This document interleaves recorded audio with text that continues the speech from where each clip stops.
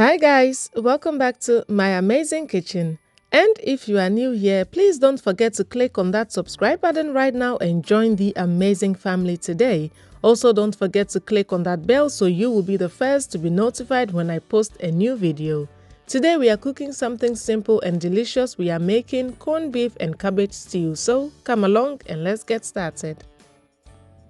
We'll be needing some sliced shallots, carrots, corned beef, ginger, onion, green chilies, some spring onion, crushed tomatoes, of course some cabbage, and as always all the ingredients will be listed in the description box below with the correct measurements. First I'm going to blend my red onion, my garlic, ginger, spring onion. I have a little bit of some habanero, just a tiny bit, and one sprig of rosemary, but you can use thyme or any herbs that you prefer. If you have my homemade all-purpose marinade, you can skip this step and use that also. Just add about 2 tablespoons of water and blend until a very thick and smooth paste is formed.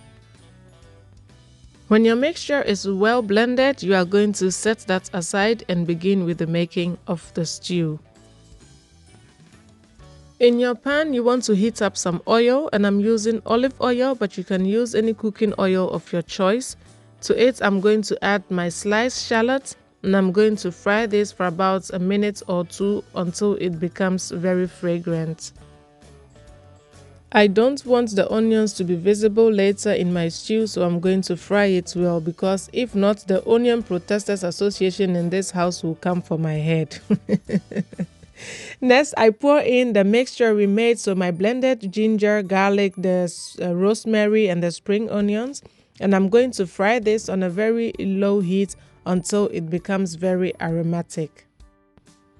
In goes 2 cubes of my paprika marinade, and the recipe for this marinade is already on the channel. I will link it somewhere down below so you can check it out. It is packed with a lot of flavor.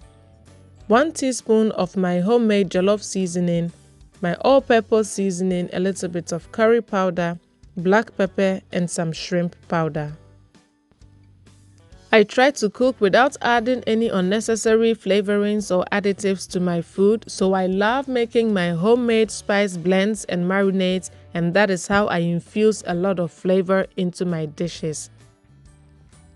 Our mixture has been cooking for about 5 minutes and it smells so aromatic. You need to be in my kitchen right now. And so this is the perfect time to add our crushed tomatoes. And if you don't have the canned crushed tomatoes, you can chop up some tomatoes and add it, or simply blend tomatoes and add it. Allow this tomato mixture to cook down on medium-low heat whilst you stir in between to avoid it from burning. I'm going to cover it and allow it to cook. So whilst our tomato mixture is cooking, I'm going to chop up my carrots, and I want a chunkier texture because I want it to be visible in my stew. Next, I'm going to chop up my cabbage. I cut it into 2, remove the core, which is very hard and woody. You don't want that in your stew.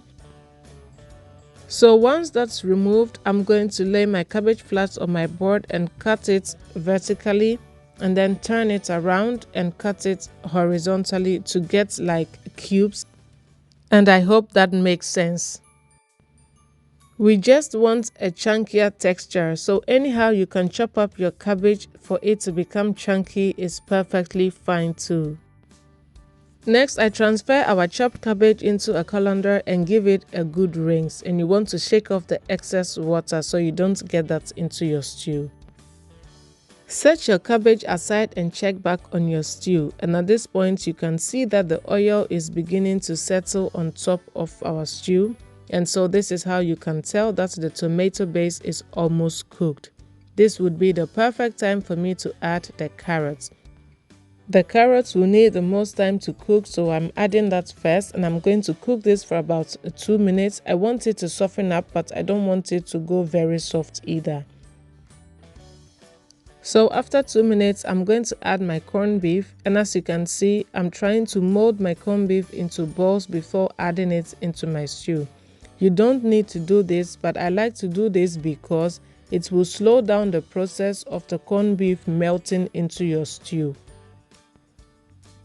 If you don't mind your corned beef dissolving right away into your stew, then you can just break it apart and put it straight into your stew without worrying about anything. I'm going to cover it and allow it to cook for about 2 minutes.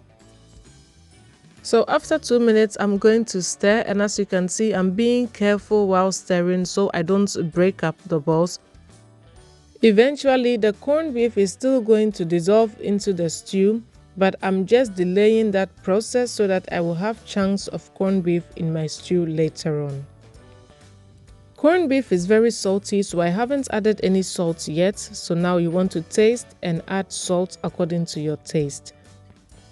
Now give it a gentle mix and add your chopped cabbage. To prevent your cabbage stew from drying out, you need to check out the ratio of stew to the cabbage you are adding. Even though we are making a cabbage stew, you still want a bit of sauce around the cabbage so that your stew doesn't become all cabbagey, if that's even a word. But of course, this is a personal preference, so if you want it more cabbage, more drier, that is entirely up to you. So once the cabbage is in there, I give it another gentle stir and cover. And when you cover it, the cabbage is going to steam and it will be cooked in about 2 to 3 minutes. You don't want to overcook your cabbage. You want a little bit of crunch in there. And this is what I meant by the corned beef still being recognizable once your sauce is cooked.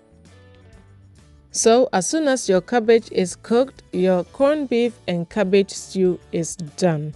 You can serve this with some rice, with your yam, plantain, or with some potatoes or sweet potatoes. It's so yummy. This is a very simple recipe you need to try. In as much as this is a very yummy stew, know that corned beef is processed, so it is not something that you would want to eat very often. You know, for that day when you want to give yourself a treat, that's when you make this deliciousness. If you enjoyed watching this video, kindly give me a thumbs up, comment, share this video because it will help me grow my channel. And I appreciate you all so much for your love and support so far. So until I come your way next time with another amazingly delicious recipe, cook this meal with love and see it radiate through the hearts of your family. Thank you so much for watching, guys, and see you in my next video. Bye.